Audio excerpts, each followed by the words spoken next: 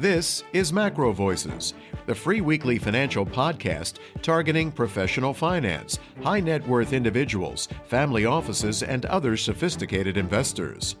MacroVoices is all about the brightest minds in the world of finance and macroeconomics telling it like it is, bullish or bearish, no holds barred. Now, here are your hosts, Eric Townsend and Patrick Ceresna. Now let's get to the chart deck. Listeners, you'll find the download link for the Postgame chart deck in your Research Roundup email. If you don't have a Research Roundup email, it means you have not yet registered at MacroVoices.com. Just go to our homepage, MacroVoices.com, and click on the red button over Larry's picture that says Looking for the Downloads. All right, Eric, let's cover crude oil, starting with that EIA inventory. EIA printed a drawdown of 597,000 barrels, so another draw, but not nearly as big as the last couple of weeks. Cushing, Oklahoma drawing down 409,000 barrels, gasoline drawing down 331,000 barrels, distillates drawing down 606,000 barrels. So all the numbers on the board are less than 1 million barrels this week. U.S. production ticked up 100,000 barrels to 12.3 million barrels. Now, that is a post-COVID record high. We first got up to 12.3, I forget how many months ago, and we've been kind of on a plateau between 12.2 and 12.3 for several months. Are we finally going to move higher, or has U.S. production peaked already at 12.3. I'm going to be watching closely in coming weeks as to whether or not we can move above this number, which so far has been a ceiling in terms of U.S. production. Moving on to the bigger picture of where the market is headed, I had been expecting or perhaps hoping for a gap fill back down to $75 before the OPEC news came out. Instead, we just broke above the initial trading range that was established after the gap up as a result of that news from OPEC. I think the recession news is still set to worsen, so that could spell lower prices, but it also looks like China's getting serious about reopening stimulus. So maybe that story that I had been expecting several months ago is finally starting to play out in terms of a China-led oil demand recovery. Let's wait and see what the next few weeks bring, though, because one print certainly does not make a new trend. Yeah, Eric, it's interesting on that chart, the fact that the gap didn't fill. I continue to have the volume profiling on the chart on page 2, and it really shows, through December and all the way through early March, we had a very decisive trade range, which captured a very large amount of volume by price.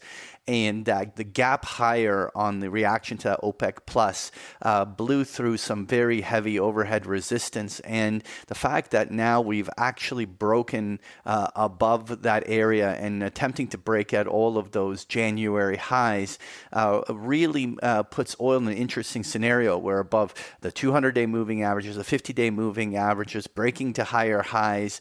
At this point, there is, so long as this doesn't immediately fade on some sort of bad news that reverses the trend, which is always a risk.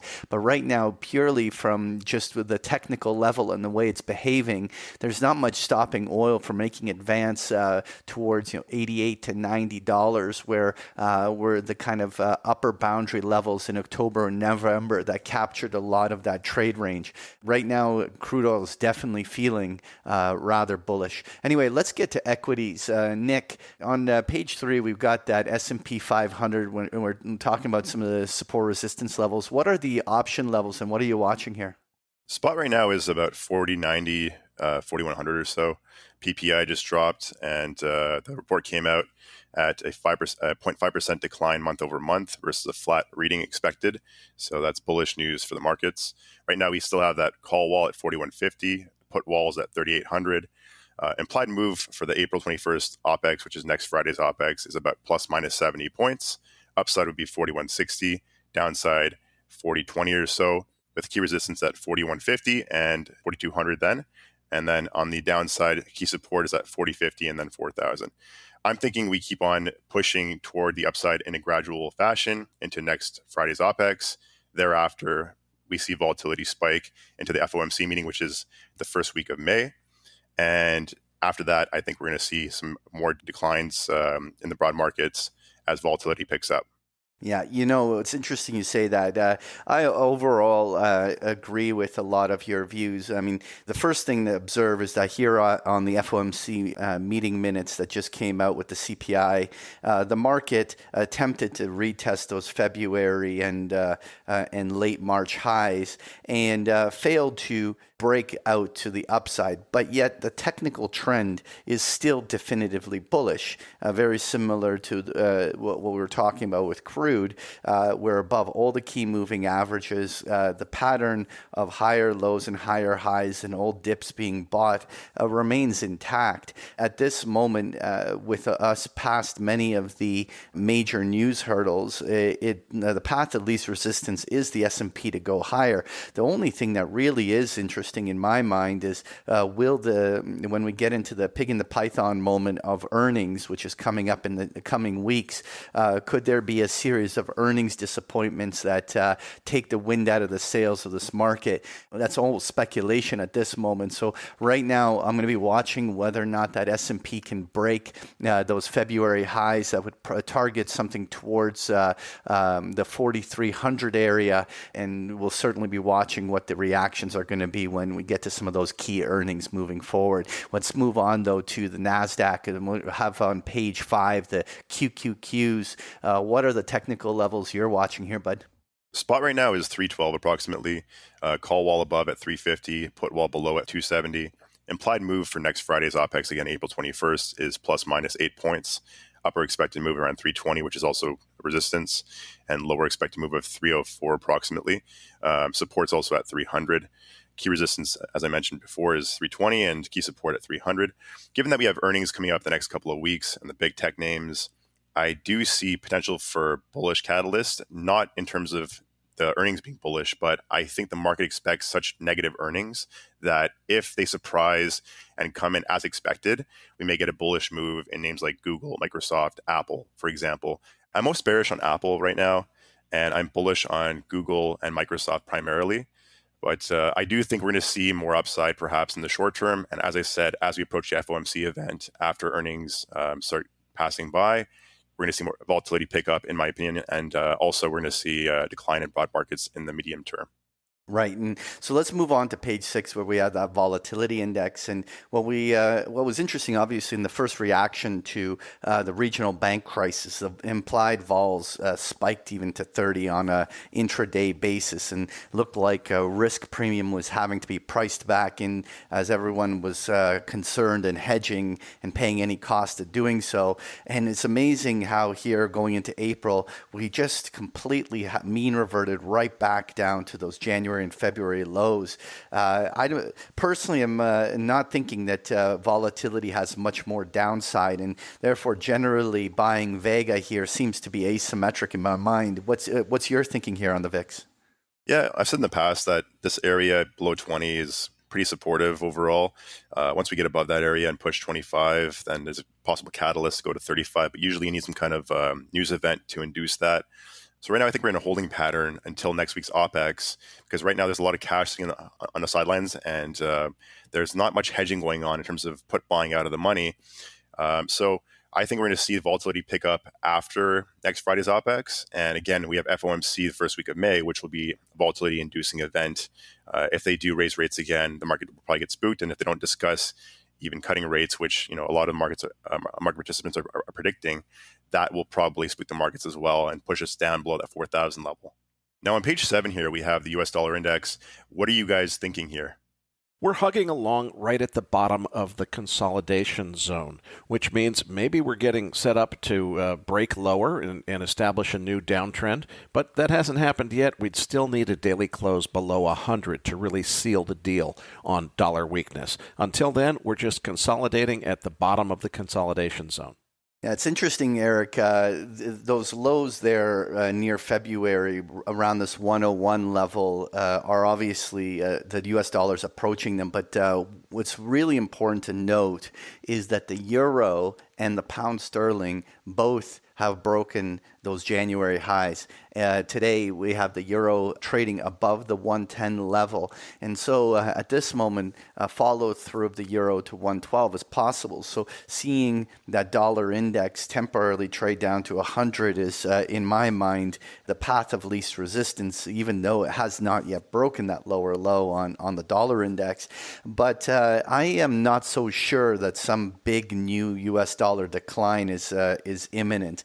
I'm highly suspect that inevitably when the selling here exhausts itself, we'll see it come right back into that trade range, and it'll be probably a much more muddled currency market going into the summer. But that's my early speculation. It probably will break to a little bit of a lower low here, but I at this moment am not really outright bearish the dollar here. Let's move on to page 8, where we have the gold futures chart. Now, we're pushing near all-time highs, and it looks like we're going to break out to the upside. But what are you guys thinking here? What we're seeing here is a classic textbook pattern of technical analysis where we had a round number resistance level at 2,000, struggled to get through that, finally broke through 2,000, quickly up to 2040 or so, 2040. Then we went in a very classic pattern back to test that same 2,000 round number, but this time as support rather than resistance. Held up nicely, traded only for a few minutes below 2,000, got down to I think 1997 or something like that, and then back up now. As I'm recording now, I'm looking at 2031. So we're most of the way back up to where it had been before correcting, and it's also held up nicely. It was obviously a big knee-jerk day up and down with the CPI print on Wednesday. But, at the end of the day, we're about where we started and still moving up. So the outlook still looks good. The question, though, is it going to take a week to get to new all-time highs, or is it going to take 6 months? I'd say that's anyone's guess. I'm leaning toward it taking at least a month or two of consolidation at the top of the trading range before a breakout begins to new all-time highs. I could be wrong. If it happens sooner, that's even more bullish. But I'm not expecting that. We've seen a really great run so far. I think the market needs to take a breath before it can power through that very formidable resistance at the previous all-time highs around 2080, 2080. Yeah, Eric, one of the things that I look at gold is that 2,000 was such a psychological number, even though the two previous highs were a little bit higher near the 2080 level. But when gold's trading above 2,000, it gets a lot of press, gets a lot of attention, and a lot of traders start allocating more there. And it's clearly been the driver of this immediate trend. The fact also that the US dollar remains weak remains a further tailwind to allow this to keep going. If we do break this 2050 level where the high came in the other week, it leaves the window open for a solid $100 advance to the 2100 to 2150, which would be an all-time high. And if that was to hit the tape, it'll be certainly a big frenzy amongst the media talking about gold at all-time new highs. It'll be really interesting to see whether or not that gets faded or whether that actually gives even further life to gold going higher. It'll be very interesting next week or two in that. Anyway, I wanted to just leave it with just touching on the 10-year Treasury Yields, which I have on page 9. And we've been more or less trading around this 340-point level more or less for a week. And it's where all the December and January and early February lows came in on the yield. But right now, inflation continues to come in. Generally, the economy is weakening. I don't necessarily see any reason why yields should have a reason in the most immediate move to head back to 4%. And so the big question in my mind is, will there be some sort of disappointing news that comes out in the weeks to come that potentially has the 10-year punching down to 3% and maybe even going back to the August lows near 2.5%? While we haven't had a definitive breakdown of that level, I don't really see that much reason for this to go higher. So it'll be one of those things to watch week over week as to when something like that develops. Folks, if you enjoy Patrick's chart decks, you can get them every single day of the week with a free trial of Big Picture Trading. The details are on the last pages of the slide deck, or just go to bigpicturetrading.com.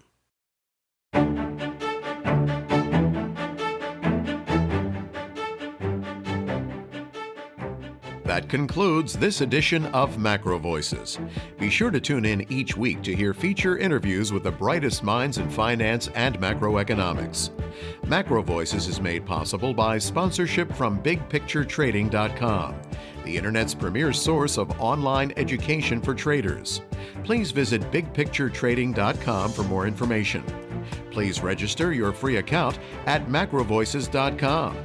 Once registered, you'll receive our free weekly Research Roundup email containing links to supporting documents from our featured guests and the very best free financial content our volunteer research team could find on the internet each week. You'll also gain access to our free listener discussion forums and research library.